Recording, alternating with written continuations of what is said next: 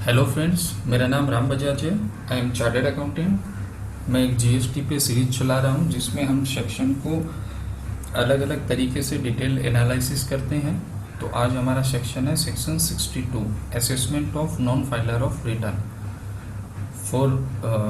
आगे बढ़ने से पहले I request all of you to subscribe the channel and press the bell icon, ताकि आपको इसमें कोई भी जीएसटी से रिलेटेड अपडेट हो तो मिल जाए।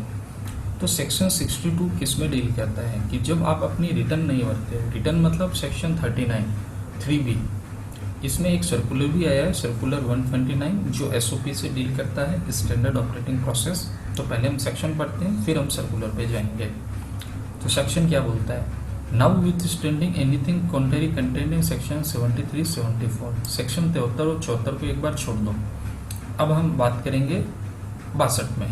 ये बोलता है वेयर ए रजिस्टर्ड पर्सन मतलब जो जीएसटी में रजिस्टर्ड है, टैक्सेबल पर्सन यहाँ डील नहीं होता है, fail to furnish the return under section 39 मतलब 3B, 45 मतलब फाइनल रिटर्न मतलब हो गया कि जब आपका रजिस्ट्रेशन कैंसिल कर दिया है तब उसके बाद भी आपको एक रिटर्न भरनी पड़ती है। रजिस्ट्रेशन कैंसिल होने के 15 या शायद 30, आई कांट रिमेम्बर एक्जैक्टली, उसके दिन के अंदर।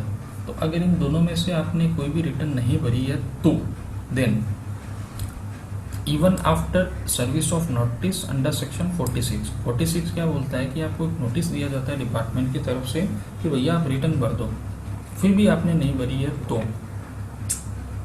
ये 46 डील करता है बेस्ट जजमेंट असेसमेंट से। इसमें आपको 15 दिन का टाइम मिलता है रिटर्न भरने का। The proper officer may proceed to assess the tax on liability on the said person on based of his judgment।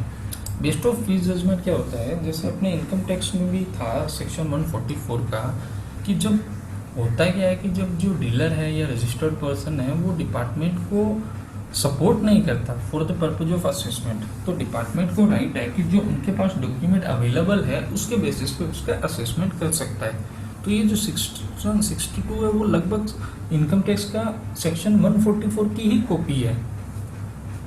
तो डिपार्टमेंट उसके बेसिस पे असेसमेंट करेगा।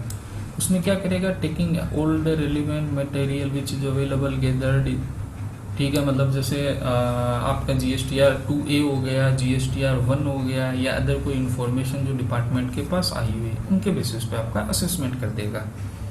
और असेसमेंट ऑर्डर की टाइम पीरियड कब है? सेक्शन 44 का जो अपना एनुअल रिटर्न होता है उसके 5 साल, मतलब बहुत बड़ी है, ठीक है। वो इस बेसिस पे आपका असेसमेंट करके आपको नोटिस दे देगा, असेसमेंट ऑर्डर दे देगा। सब सेक्शन 2 क्या बोलता है? Where the registered person furnish a valid return within the 30 days of the service of the assessment order. Department ने आपको बेस्ट जजमेंट असेसमेंट करके असेसमेंट ऑर्डर दे दिया, बट आपने एक वैलिड रिटर्न भर दी 30 दिन के अंदर। अब यहाँ क्वेश्चन ये आता है कि what is the valid return? तो वैलिड रिटर्न मतलब ये हुआ कि उसने रिटर्न भरी और उस पर उसने टैक्स दिया। फॉर एग्जाम्पल, आपको डिपार्टमेंट ने असेसमेंट किया और उसने आपका टैक्स निकाला 1 लाख रुपए। अब सिंस आपके पास 1 लाख रुपए है नहीं, तो आपने क्या किया कि अपनी 3B भरी और उसमें आपने दिखाया कि साहब मेरा तो टैक्स बनता है 50 रुपये, और आपने 50 रुपये चुका दिया। तब हुआ क्या कि आपने रिटर्न भी भर दी और वैलिड रिटर्न भी भर दी, क्योंकि आपने टैक्स चुका दिया है। तब आपका जो 62 सबसेक्शन 1 का ऑर्डर है वो हट जाएगा ऑटोमेटिकली। अब क्या होगा कि डिपार्टमेंट के पास आप ऑप्शन ओपन हो गया 73-74 का।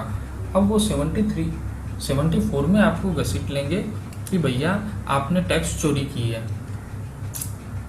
ठीक है।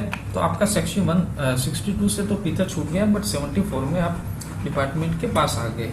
तो मतलब आप आगे आप डिपार्टमेंट से छूट नहीं सकते। The said assessment order shall deem to have been withdrawn, but interest और लेट फीस आपको देनी होगी। यह है सेक्शन 62। तो आप एक चीज़ समझो कि जब आप रिटर्न नहीं भरता आपका डीलर तो कितनी बड़ी इम्प्लीकेशन आती है उस पर, ठीक है। अब एक सर्कुलर जो 129 है वो हम डिस्कस करते हैं, वो है SOP, स्टैंडर्ड ऑपरेटिंग प्रोसीजर। ये देखिए, ये हो गया। ये क्या बोलता है कि सबसे पहले ये बोलता है कि आपको एक नोटिस जाएगा, ठीक है। फिर नीचे क्या बोलता है, देखो इसकी SOP क्या रहेगी।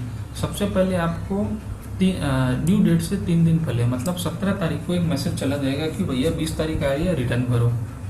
फिर आपने अगर रिटर्न नहीं भरी, तब रिटर्न भरने के 5 दिन बाद मतलब 25 तारीख को आपके पास 3A में एक नोटिस चला जाएगा। वो ये बोलेगा कि भैया 15 दिन के अंदर रिटर्न भरो। 62 एक इन्वोक नहीं किया, 42 इन्वोक कर दिया। अब फिर भी आपने रिटर्न नहीं भरी 15 दिन के अंदर, तो बेस्ट जजमेंट असेसमेंट में डिपार्टमेंट आपको घसीट लेगा। अब आपने अगर रिटर्न और का बेस्ट जजमेंट में क्या चीज़ लेगा, ये देखो, information available, e way bill, other information available. फिर आपने अगर 30 दिन के अंदर रिटर्न भर दी, तब ये ऑर्डर विड्रॉन हो जाएगा। तो ये जो सर्कुलर है वो एक तरह से प्रोसेस बताता है सेक्शन 62 सबसेक्शन 1 और 2 की। तो लगभग वही है, मतलब कोई लंबा चौड़ा फर्क नहीं है। ये इसमें एक चीज़ थोड़ी एक्स्ट्रा दे दी गई है।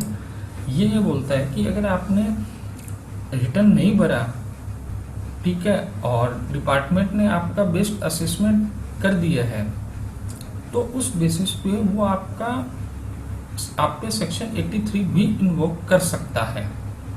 83 बहुत खतरनाक चीज़ है। ये डील करता है प्रोविजनल अटैचमेंट से, आपके बैंक अकाउंट भी स्विच कर सकता है डिपार्टमेंट। तो आई वुड सजेस्ट कि आप रिटर्न हमेशा भरो, अदरवाइज आप पे बहुत बड़ी मुसीबत आ सकती है। Thank you again, requesting all of you to like and subscribe. Thank you.